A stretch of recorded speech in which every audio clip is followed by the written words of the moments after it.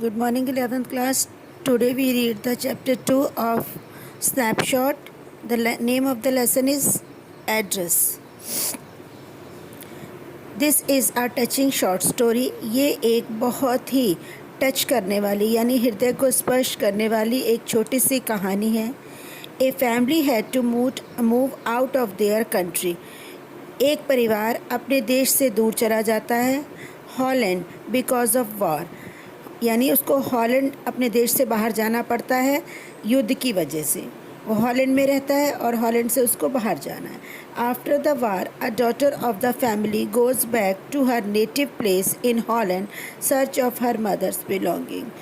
युद्ध के बाद में एक बेटी अपनी माँ की वस्तुओं की तलाश में हॉलैंड जाती है. When she finds them, these objects evoke memories of her former life. जब वह उन्हें देखती है ना तो उसे अपने पहले जीवन की याद आ जाती है.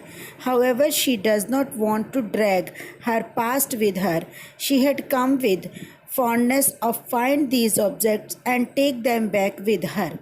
वो उन वस्तुओं को देखती है और उन्हें उसका मन कर रहा है कि वो इनको अपने साथ वापस ले जाए. She had come, but she decided to leave them there and moves on. मगर वो उन्हें वहीं छोड़ने का फैसला करके आगे चल देती है. चलिए डिटेल्ड में पढ़ते हैं. The narrator's family had to move out of their country because of war. लेखिका को अपने परिवार से के साथ में युद्ध की वजह से अपने देश को छोड़ करके जाना पड़ता है. After the war the narrator come back to her native place in Holland in search of mother's belonging. युद्ध के बाद में लेखिका अपने शहर में अपने सिटी में आती है अपनी माँ की चीज़ों को देखने के लिए. Her mother has given her address of woman. Most of her mother's belonging can be found in at her home. उसकी माँ ने उसे एक महिला का पता दिया था. उसकी माँ की बहुत सी वस्तुएं उस घर में पाई जा सकती हैं. The narrator finds her house in Holland with some difficulty. लेखिका को हॉलैंड में उसका घर कुछ कठिनाई से ढूंढ कर मिलता है. She knocks at the door and the woman opens it little. वह दरवाज़े पर दस्तक देती है और एक महिला उसे थोड़ा सा खोलती है. लिटिल करती है ना, लिटिल थोड़ा सा खोलती है. She tells her that she is Mrs. Daughter. वह उसे बताती है कि वह श्रीमती की बेटी है, यानी जो वहाँ रहती थी ना उसकी बेटी है. The women's kept staring at her for some times. वो औरत कुछ देर तक उसे देखती रहती है. At first she gave no recognisation. लेकिन फिर वो कोई उत्तर नहीं देती है, कि वो ये नहीं बोलती कि वो उसे पहचान पाई है. The narrator finds that women is wearing her mother's green knitted cardigan. उसी टाइम लेखिका देखती है कि उस औरत ने एक कार्डिगन पहन रखा है, स्वेटर पहन रखा है जो उसकी माँ के हाथों का बुना हुआ है. It means that she has reach the right address. इसका मतलब वो सही पते पर पहुँच गई है. At last the women recognize her. अंत में वुमेन ने उसे रिकॉग्नाइज कर लिया. But she says that it is not convenient for her to talk now. लेकिन उसने कहा कि अभी ये उचित समय नहीं है उससे बात करने का. She asked the daughter to come back later then she shuts the door. उसने कहा कि कुछ समय बाद आना और उसने दरवाज़ा बंद कर लिया. The narrator keep standing on the steps for some time. वो कुछ देर तक उसी जगह पर खड़ी रही. She looks at the name plate again. फिर उसने नेम प्लेट को दोबारा से देखा. The word Dorling and the number 46 are written on it. इस पर डोरलिंग नंबर 46 शब्द लिखे थे. Then she walks back slowly to the station. और उसके बाद वो स्टेशन की तरफ धीरे धीरे वापस जाती है. She thinks about her mother. Her mother had given her that address many years ago. वो अपनी माँ के बारे में सोचती है कि उन्होंने काफ़ी समय पहले उन्हें ये एड्रेस दिया था। In this way she had taken away a number of things. वो वहाँ से कुछ चीज़ें ले जाती है। Because of the war and uncertain condition her mother had not bother to take those things back from हम।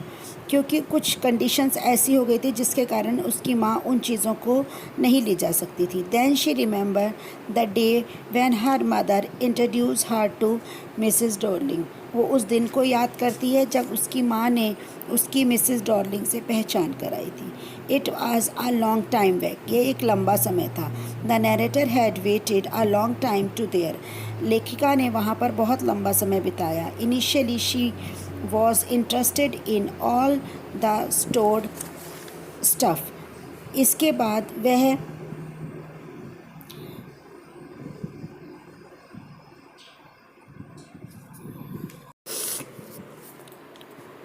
उन चीज़ों में कोई रुचि नहीं दिखाती है। She was afraid of seeing the things. वो इन चीज़ों को देखकर डर जाती है।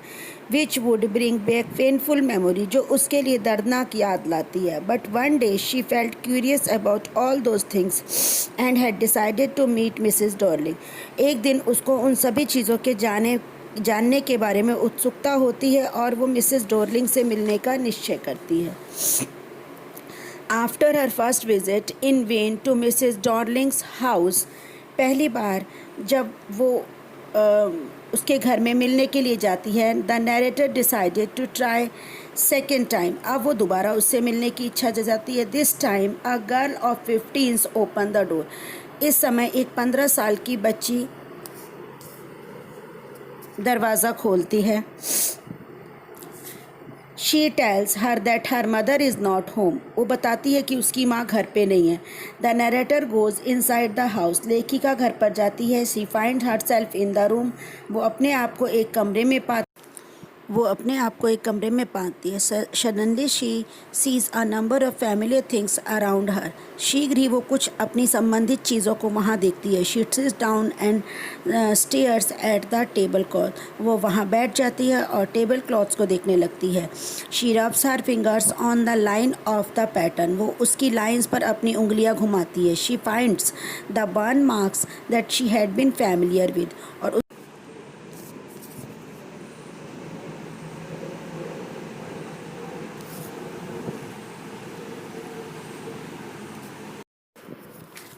वो उन चीज़ों के लिए फैमिलियर हो जाती है। Then the girl brings tea for her. लड़की उसके लिए चाय लाती है। She opens a box and take some spoons out.